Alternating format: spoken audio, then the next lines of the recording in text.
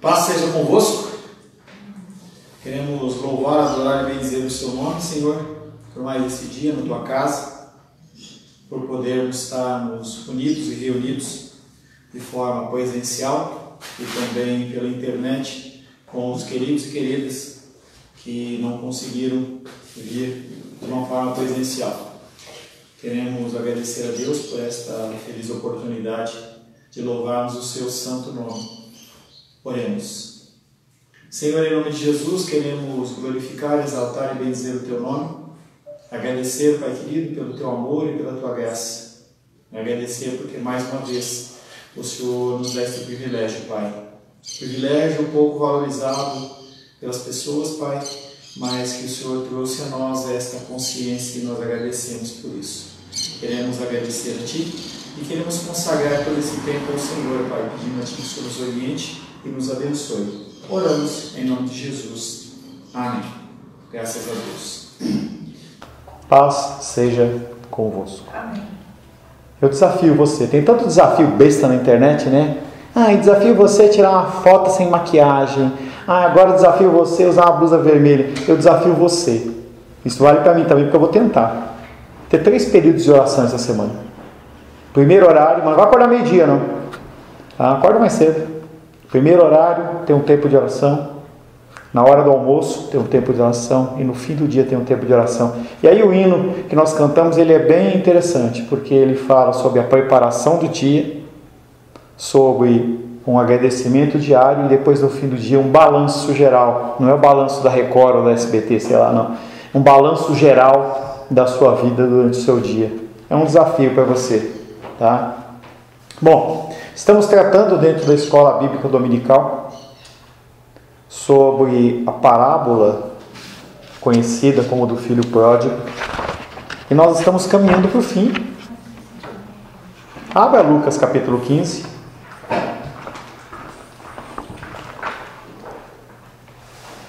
Nós estamos caminhando para o fim.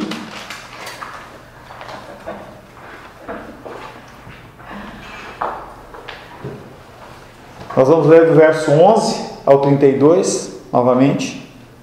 Peço que você comece a orar a respeito do próximo tema de meditação na Escola Bíblica Dominical. Gostei bastante de trabalhar um livro como esse. Esse livro é um livro bem interessante. Dá uma rezinha na tua cadeira, para eu poder ver você melhor sem dar uma torcida no pescoço aqui assim. Só dá uma rezinha, pequenininha. Lucas capítulo 15, versos 11. Não espirra nela não, hein, Menise? Até o 32. Não espirre na Diene, ela chegou perto de você. Assim diz a palavra de Deus. Lucas capítulo 15, verso 11 em diante. Continuou. Certo homem tinha 2 filhos. O mais moço deles disse ao pai: Pai, dá-me a parte dos bens que me cabe, e ele lhes repartiu os haveres. Passados não muitos dias, o filho mais moço, ajuntando tudo o que era seu, partiu para uma terra distante e lá dissipou todos os seus bens, vivendo dissolutamente. Depois de ter consumido tudo, sobreveio àquele país uma grande fome e ele começou a passar necessidade.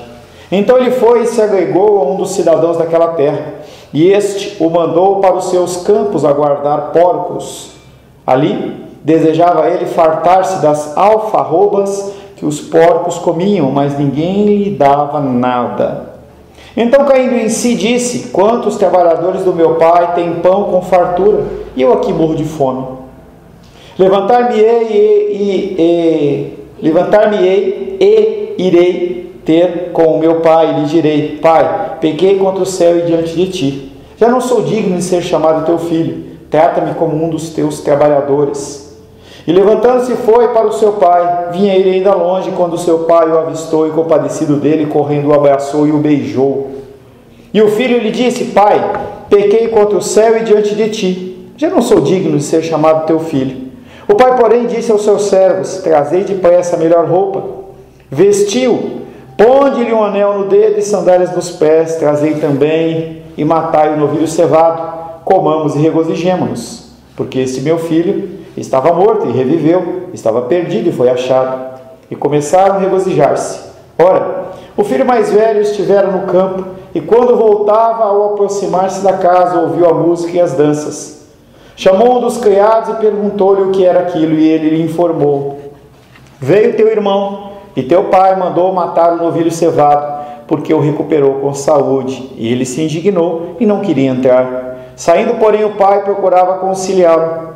Mas ele respondeu a seu pai: há tantos anos que te sirvo, sem jamais transgredir uma ordem tua, e nunca me deste um cabrito sequer para alegrar-me com os meus amigos. Vindo, porém, esse teu filho, que desperdiçou os teus bens com meretrizes, tu mandaste matar para ele o novilho cevado.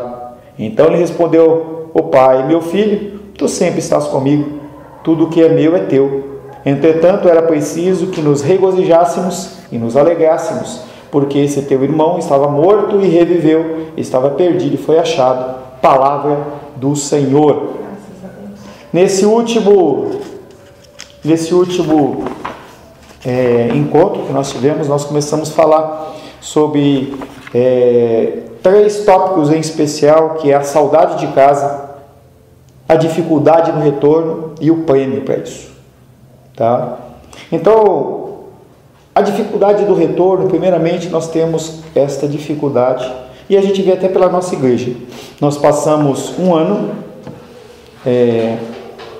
mais de um ano, com a igreja fechada, trabalhando apenas de forma pela internet. A grande maioria continua na internet, eu entendo, tá? Você que está aqui, não se constrange, não fique triste, não. O preço da gasolina está muito caro. A gente sabe que os irmãos da nossa igreja, eles moram muito longe. Então, temos pessoas que moram a 50 quilômetros de distância. Então, uma vinda de manhã e à noite custaria um valor muito excessivo dentro do orçamento. Então, eu entendo isso. Mas as pessoas, não todas, elas se afastam. Então, elas vão se acostumando a este contexto de um culto dentro de casa, em que eu posso levantar a qualquer hora. Se meu filho chora, minha filha chora, não incomoda ninguém. Quero ir no banheiro, eu vou. Se eu quiser comer um pão com salame, eu vou lá, pego. E aí depois eu tento entender o que o pastor está falando. Isso é algo que traz uma certa comodidade. E algumas pessoas, elas têm dificuldade de voltar.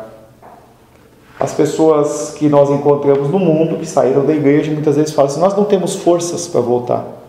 E é exatamente essa dificuldade que nós trabalhamos na semana passada. Porque um retorno bem sucedido, ele pode não acontecer. Pode ser que a pessoa volte para a igreja e ela não encontre o mesmo ambiente ou aquela que ela esperava. Então ela se sente rejeitada. Há também sempre a condição dos pecados, que criam uma barreira, um muro a ser superado. Então as pessoas, quando se afastam da igreja, fisicamente, do local onde nós congregamos, as pessoas, elas começam a acumular os seus pecados. Elas não se constrangem mais. As pessoas começam a achar que aquilo é normal, talvez pela convivência do mundo. E a igreja, mesmo sendo um dia apenas por semana, sempre traz um renovo. E a pessoa, sem esse renovo, ela se acomoda. O povo de Israel, ele passou por muitas idas e vindas. Nós vemos isso no livro de Reis, no livro de Crônicas, no livro de Juízes. Nós lemos nos livros de Samuel. Nós vemos essa condição de que o povo de Israel era mal governado, era bem governado, era tornado escravo, era para o exílio. Então o povo de Israel estava sempre indo e voltando, tentando escapar desse aprisionamento. Mas o que acontece é que o ser humano, se ele não se purificar no seu coração, ele vai entrar num ciclo repetitivo em que ele sempre está numa condição de aprisionamento. A pessoa, ela vai ficar sempre aprisionada. Então você pode até não estar aprisionado fisicamente, escravo, mas você acaba ficando escravo da sua própria condição. Alguns escravos da comida, alguns escravos da televisão, outros escravos do trabalho, falta de confiança em Deus. As pessoas, elas são escravas pela sua própria condição. A raça humana, de um modo geral, continua atolado em egoísmo, orgulho e pecado. Não era diferente com o povo de Israel, um ciclo repetitivo. Ou você se liberta e continua lutando para você se manter vivo, ou você retrocede. Uma ilustração interessante é o mar. Quando você vai no mar, você começa a tentar passar aquela arrebentação das ondas primeiras. Chega um momento em que aquilo traz uma calmaria, mas a calmaria ela é apenas aparente. Depois que se passa a arrebentação, onde tem a quebra das ondas, aquela aparente tranquilidade, ela não é tranquilidade, porque é naquele momento em que o mar realmente começa a puxar, e a pessoa ela vai indo, até que chega uma hora que ela, se não souber nadar, ela acaba falecendo. Nós, como cristãos, muitas vezes nós agimos dessa mesma maneira. Nós, no momento inicial do nosso cristianismo, nós irrompemos em fé, em oração, queremos fazer parte de todos os cultos, queremos ter o máximo contato possível com as coisas de Deus, e aí passa aquela arrebentação, parece que a gente acomoda. E o que acontece é que a gente começa a ser cada vez mais levado para longe do Senhor. Este mundo, como agora o experimentamos, não é a nossa casa. Então, se você estiver tentando ser feliz, satisfeito aqui nessa terra, você vai se frustrar. Uma grande maioria de pessoas hoje estão frustradas, recorrendo a remédios porque estão frustradas, porque colocam a sua confiança em posições e em situações. Nós vivemos neste planeta Terra com frustrações, decepções, mas se nós não tivermos um local, um porto seguro para a gente aportar, o que acontece é que nós não aguentamos. Muitos, portanto, começaram a orar para Deus. O povo de Israel começou a orar: Deus, nós queremos realmente viver nessa terra que mana leite e mel. O Senhor prometeu lá atrás a Abraão, falou através de Moisés. Tomamos posse com Josué dessa terra e continuamos vivendo opressos e oprimidos.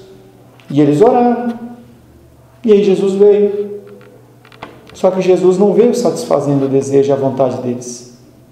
Eles queriam um Jesus militar, um Jesus que compensasse ou trouxesse ao coração deles a satisfação dentro daquilo que eles queriam. Mas uma coisa que nós temos que aprender: Jesus Cristo, Ele não veio para satisfazer a minha necessidade e a sua necessidade. Ele vem para glorificar o Pai. Ele não se adapta a nós. E nós temos que cada vez mais entender isso, para que nós possamos viver com o nosso coração em paz.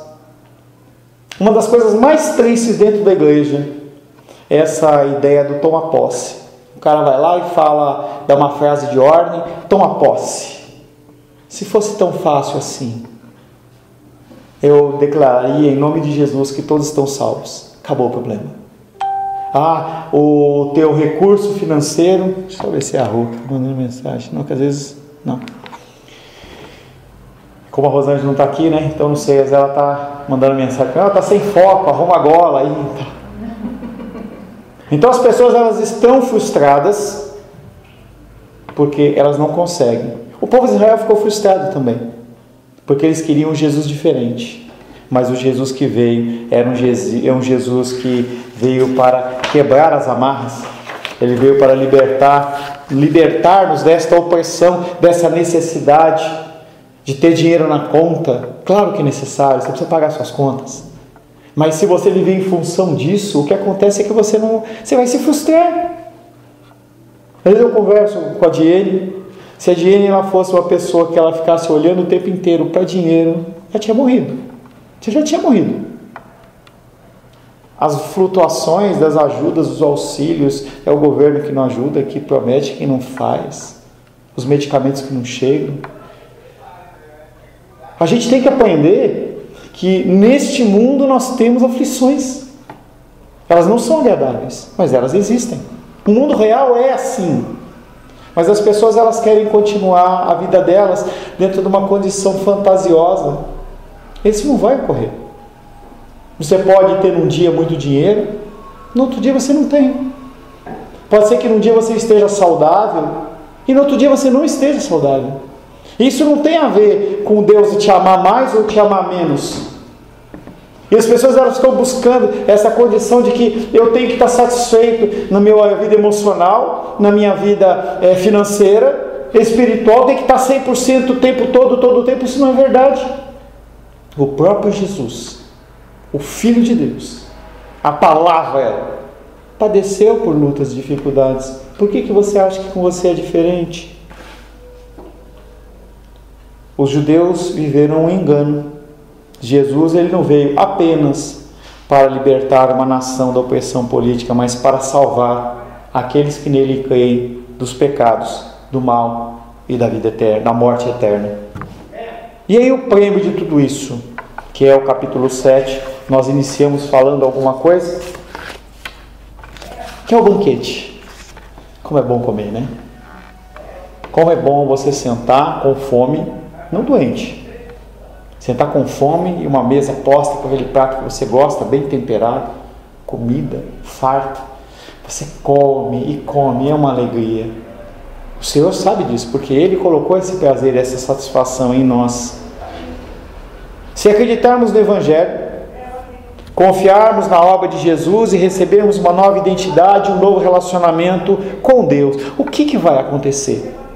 Se a gente realmente se converter, se nós começarmos a buscar Deus acima de todas as coisas, se nós amarmos o próximo como nós mesmos, sim, mas nós buscarmos a Deus.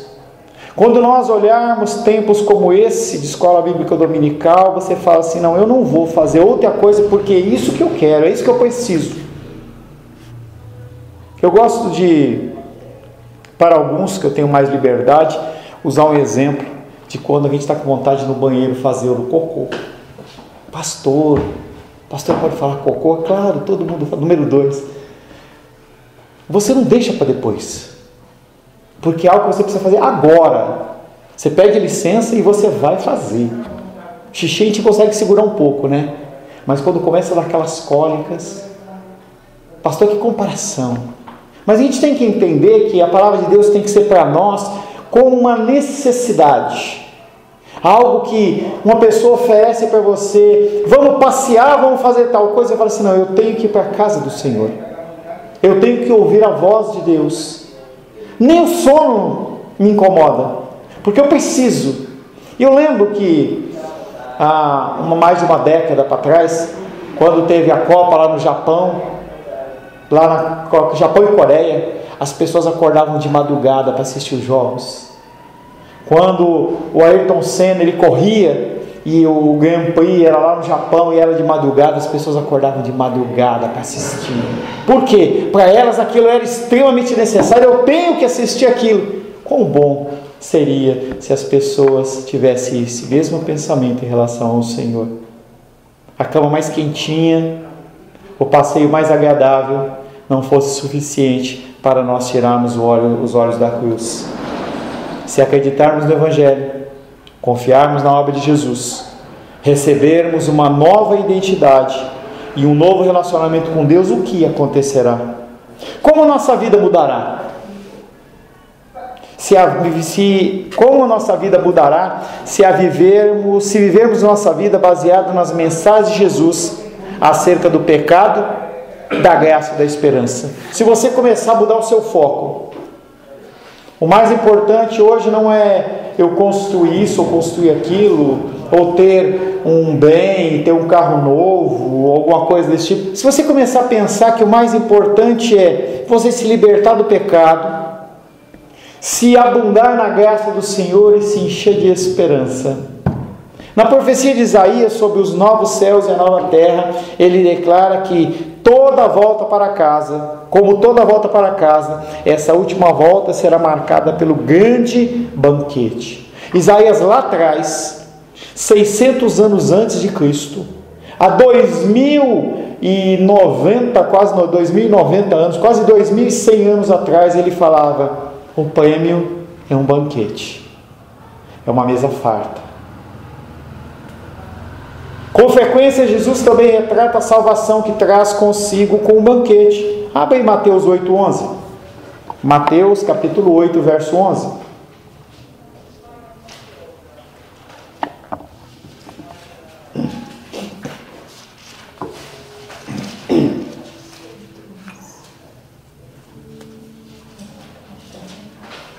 Evangelho de Mateus, Novo Testamento, para ajudar você, 8, verso 11, diz assim: digo-vos que muitos virão do Oriente e do Ocidente, e tomarão lugares à mesa com Abraão, Isaque e Jacó no reino dos céus. Talvez os primeiros a sentarem nessa mesa serão Abraão, Isaque e Jacó. E Jesus Cristo está falando em Mateus 8:11 exatamente sobre esse tempo de reunião com os servos do Senhor. O Senhor Jesus Cristo, Ele deixou muitos ensinamentos, mas Ele deixou, entre muitas ordenanças, uma em especial. Ele deixou uma refeição. Hello, moto, é lá fora. Ele deixou para nós uma refeição que nós chamamos de a Santa Ceia do Senhor. Por que Ele não deixou um jogo? Por que Ele não deixou qualquer outra coisa? Mas Ele deixou a Santa Ceia. E Ele deu uma ordenança: fazer isso em memória de mim até que eu volte. Como sinal da sua graça salvadora, Ele nos deixou essa refeição. Toda vez que nós ceiamos, e me espanta ainda algumas pessoas, até da nossa igreja, que não tomam a Santa Ceia, e aquilo é normal. Eu pergunto: e aí, tomou a Santa Ceia? Não. Também não. Não deu tempo. Não tinha pão. Já tinha jantado. Não estou com fome. Me dá azia. Sei lá. É uma ordenança de Deus. Deixar de tomar a Santa Ceia é desobediência a uma ordenança de Deus. Através do pão, nosso físico é restaurado. Através do sangue, os nossos pecados eles são perdoados. É um ato simbólico, mas é um ato para lembrar de onde nós viemos e para onde nós vamos. Se nós esquecermos as raízes, o que vai sobrar? Ele deixou uma refeição, o que hoje chamamos de ceia do Senhor, como sinal da sua graça salvadora. E é claro, a parábola de Jesus sobre os 2 filhos perdidos também termina em um banquete, que representa o fim dos tempos, que representa aquele dia em que, após o juízo, nós vamos estar sentados na mesa com o Senhor. Qual vai ser o tamanho dessa mesa? Será que tem um lugarzinho lá escrito Menísia? Menísia, não sei qual é o sobrenome. Menísia. Será que nós teremos um nome lá? Mas por que Jesus fala dessa maneira? Ele assim o faz porque não há meio melhor de retratar o que significa viver uma vida baseada em sua obra salvadora. Há 4 maneiras de experimentar um banquete que correspondem às maneiras que a nossa vida deve ser moldada pelo Evangelho de Jesus. O Evangelho de Jesus ele tem que nos moldar de 4 maneiras. De uma forma experimental. Você tem que sentir, tem que viver isso. Não é algo apenas teórico. Material, é real. Não é apenas espiritual. Individual. Você tem que ter um relacionamento individual com o Senhor. Eu tenho a prática da leitura em casa, com a Rosângela e com a Luísa. Mas elas têm que ter a vida espiritual delas individual. Não adianta você somente participar de um culto público. Você em casa, você tem que ter um tempo com o Senhor. E comunhão, que é o que nós temos. É a gente se encontrar. As pessoas mandavam um WhatsApp para mim e falavam assim: pastor, estou morrendo de saudade da igreja. Quando que nós vamos poder novamente estar juntos? Tá, estamos abertos. Cadê as pessoas? Por que as pessoas elas acham tantas outras coisas para fazer? E aquele amor, aquela paixão? Parece aquela história do rapaz que está querendo conquistar a moça e ele fala: como você é linda e maravilhosa, como eu te amo. Depois que casou, cadê as pessoas? Cadê as pessoas? Será que é apenas um fator financeiro? Será que é apenas um fator emocional? Ou realmente, se a pessoa tivesse todas as condições, ela não viria também? A salvação, primeiramente, ela é experimental. O banquete é uma festa em que o apetite e os sentidos, a visão, o olfato, a audição e o paladar são satisfeitos. Quando você está perante uma mesa, você não simplesmente come, você come com os olhos também. Uma comida bem apresentada é legal. É legal você... Que cheiro gostoso. Acho que só o ouvido, né? Que você não ouve, né? Mas às vezes se você esquentar a comida, né, você pode até ouvir aquele barulhinho, né? Então você ouve a comida quente. Nossos sentidos, quando você coloca o alimento na boca, entendeu? Se é muito quente, muito frio, se estiver numa temperatura ideal, quando você sente aquela explosão de sabores.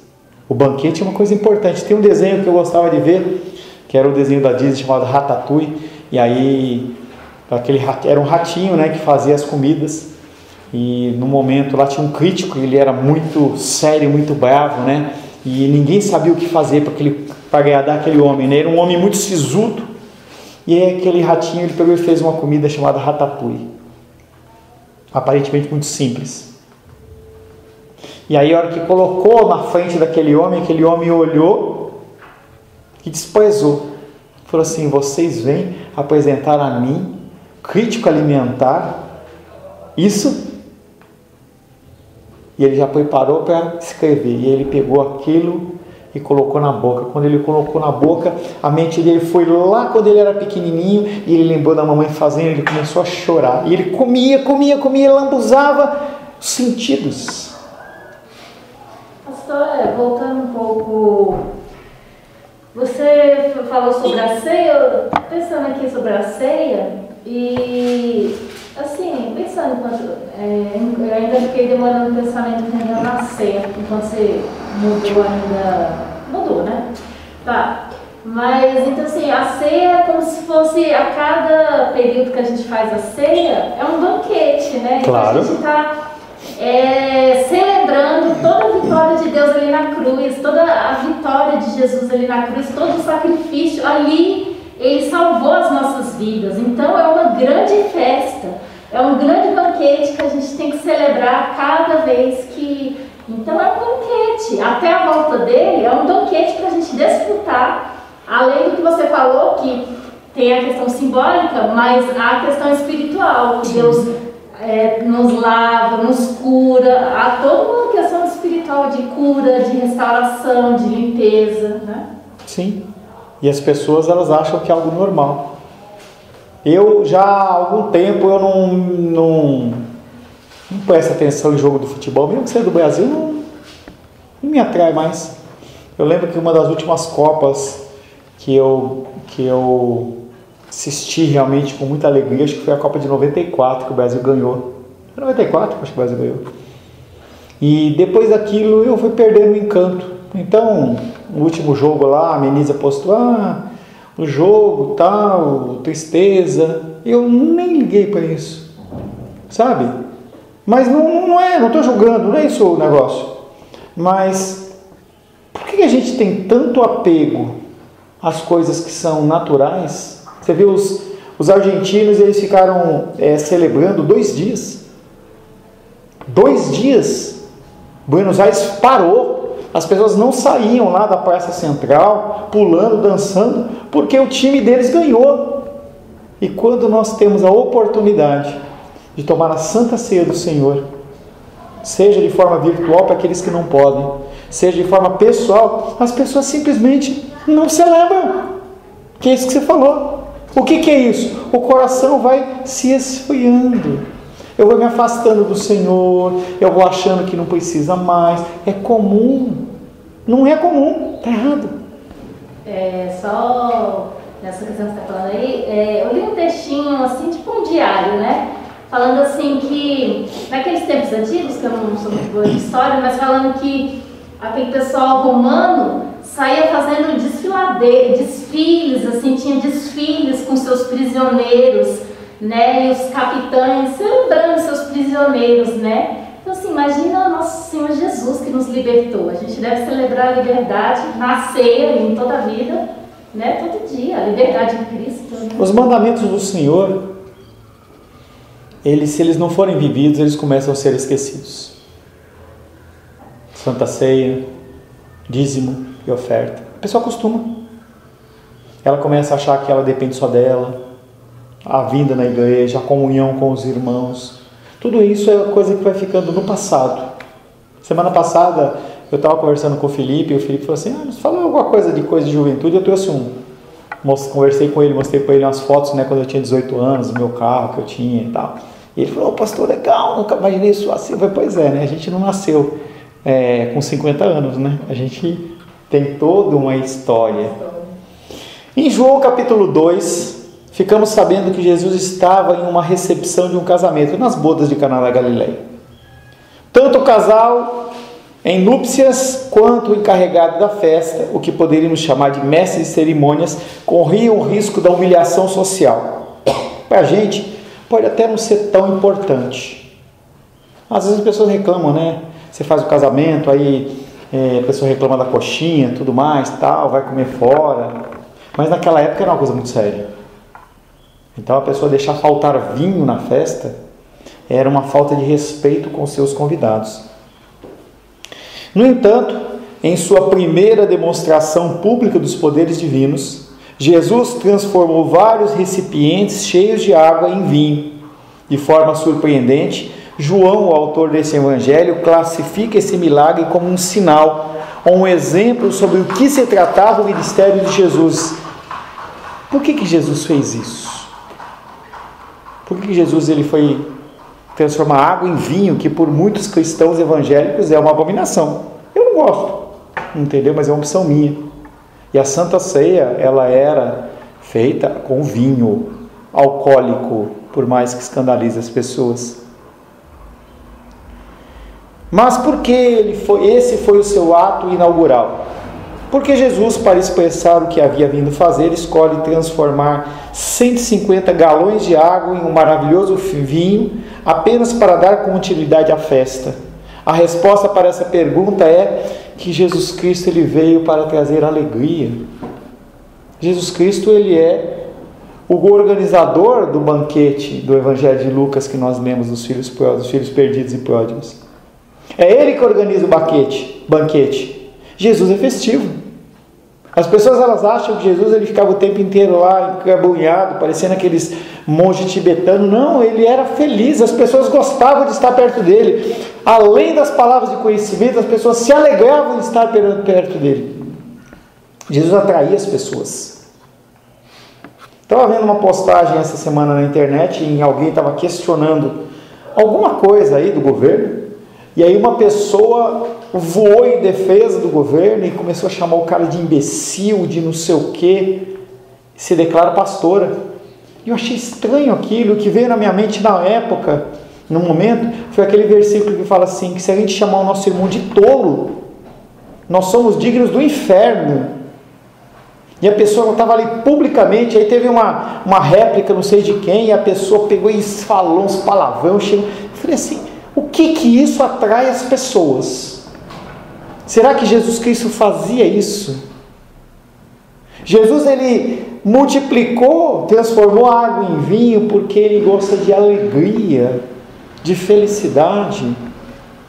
Às vezes você, quando está tendo alguma aula assim, e é alguma matéria que você gosta muito, ou algum passeio com um amigo que você gosta demais, e você fica se deliciando com aquilo, aquela companhia muito agradável, e você não quer que o tempo pare. Então assim, me faz lembrar quando você falou aí de que as pessoas gostavam de ouvir Jesus, uma passagem que já estava tardando a hora já estava adiantada, e Jesus virou para os discípulos, dá a eles de comer. Então assim, e tinha multidão, a multidão ficava assim, sabe quando alguém está tipo assim, você está ouvindo a pessoa, você está assim, de boca aberta ouvindo a pessoa, se deliciando com o que ela está falando, né? Então assim, as multidões ficavam dessa forma com Jesus, assim, admirado com o que ele falava, se alimentava do que ele falava, né? E aí a pessoa pode falar assim, mas era Jesus, era o Filho de Deus, divino.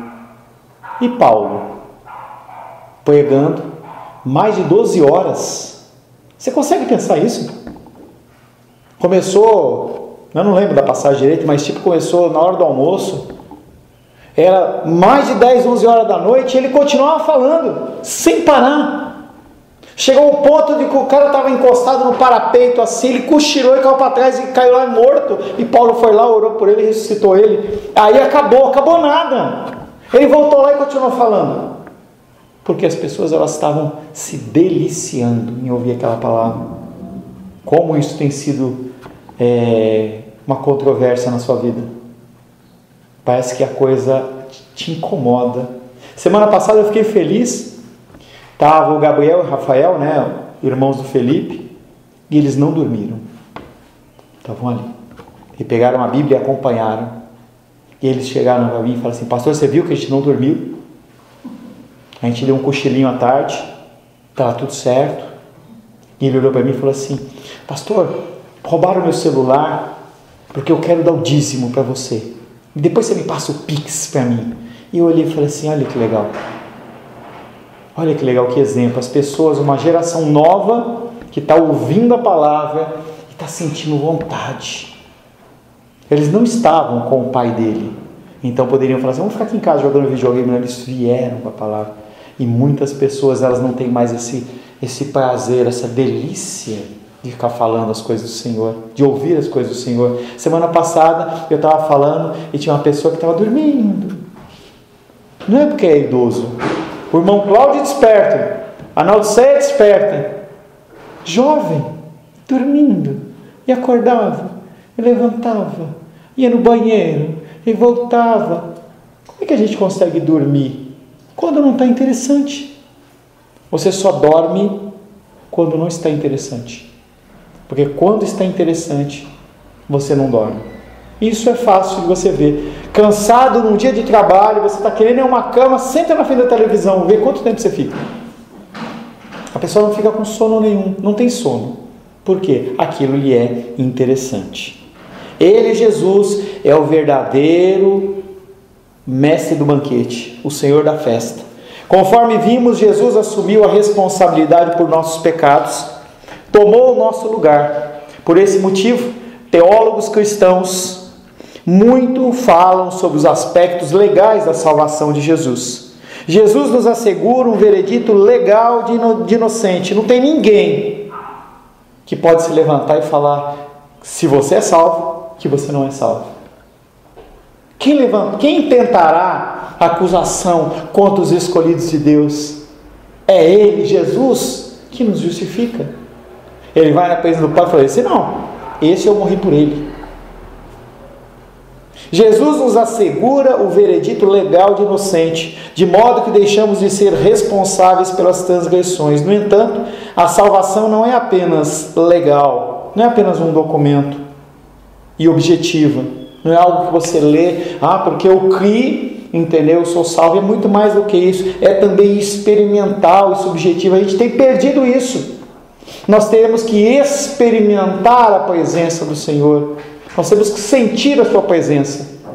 E eu sempre falo sobre isso. Quando eu me converti, 2000, eu lembro que quando as pessoas começavam a tocar um hino de louvor, meu olho se enchia de lágrimas. Parecia que aquela música, ela entrava no meu seio, sacudia assim, entendeu? Eu ficava extasiado. Parece que a gente perdeu isso. Parece que os cultos, eles são normais. A palavra já não faz tanto efeito. A Bíblia insiste em usar uma linguagem sensorial em relação à salvação. Porque ele poderia simplesmente colocar, em vez de colocar uma ilustração como a Santa Ceia, como banquete, como qualquer outro, ele podia falar assim, como você vai lá no cartório. Você vai lá, quero fazer uma procuração para o Sebastião, para ele cuidar da parte administrativa da igreja. Eu vou lá, dou os dados, ele dá os dados dele, o cara redige um documento, não tem emoção, não tem nada, entrega o documento. A partir daquele momento o Sebastião é o administrador, acabou. Jesus poderia ter feito isso. Você aceita Jesus, a partir daquele momento você recebe um documento, acabou, está tudo certo, tranquilo. Não é assim que funciona. Tem todo um processo de transformação. Esse processo de você ser uma nova criatura, em que perante Deus você já é uma nova criatura, mas dentro do nosso contexto temporal, você está num processo de transformação. Você cai, você tropeça, e é interessante você ver as crianças da igreja, porque você vê claramente isso.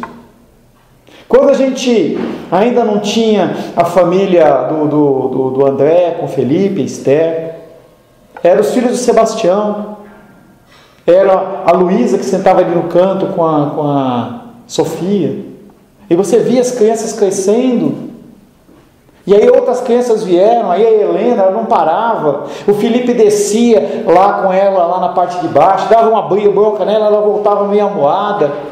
Agora, bonitinha, fica sentada. Agora é a época da Júlia chorar. São todo um processo. Eu ligo lá para falar com a Alice e com a Ingrid, e a Júlia está... Estou fazendo discipulado com o Pedro, já uma outra. Gente, a gente tem que entender que as nossas fases, elas são sensoriais. Você tem que sentir as coisas cada momento que passa. Os momentos, eles não voltam atrás. A Santa Ceia, o banquete que você perdeu, não volta atrás. Deveria fazer falta, mas o que acontece é que a pessoa, ela substitui a Santa Ceia para ela comer a bomba depois do culto. Vai encher sua pança, vai fazer você ficar gordo, não há problema nisso. Sim, problema de saúde, não estética. Mas não te alimenta. E você vai continuar sofrendo. Muitos de vocês continuam sofrendo, achando que vão virar essa engrenagem. Semana passada o Sebastião usou esse exemplo da engrenagem. A engrenagem, ela encaixa os dentes assim, há uma força de um lado que move o eixo. Se esse eixo, se essas engrenagens não estiverem bem ajustadas, o que acontece, Seba? Desliza, né? Desliza, pode quebrar um dente dessas engrenagens, ou seja, não tem o efeito desejado. E muitos de nós temos vivido isso porque nós não estamos com o óleo espiritual, não é o azeite ungido, não é isso? Esse relacionamento, e nós continuamos achando que nós vamos conquistar o nosso espaço através das nossas forças e nós apenas nos frustramos. Pastor, só acho que uma verdade que assim, em tempos de muita tempestade, ou perseguição, opressão, saber que está na palavra que nada, ainda que se levante a população inteira, um exército inteiro, situações alto, baixo, nada pode nos separar de Deus. Você tem uma aliança eterna com Deus. Nem você, nem sua família, nem juntando o inferno inteiro, juntando essa população inteira levantada contra você, você tem uma aliança com Deus e ninguém pode tirar, ninguém pode desfazer. A pessoa é de Deus, é de Deus. Então é uma verdade que, assim, em tempestades, em momentos difíceis, nos dá força, assim, para saber que nada pode nos separar de Deus. Você tem uma aliança eterna com Deus. A única observação que eu faço, concordo plenamente com você, mas você está falando sobre salvação. Sim. Não sobre uma vida plena no Senhor aqui na terra. Pessoas têm vivido uma vida desgraçada aqui na terra, vão ser salvas, mas não vão viver a plenitude do Senhor aqui na terra, porque são cabeça dura. Acham que vão resolver e não vão resolver. Vamos para o nosso intervalo. Daqui a 15 minutos nós retomamos para falar um pouco mais sobre este banquete que Deus tem preparado para nós. Que Deus te abençoe.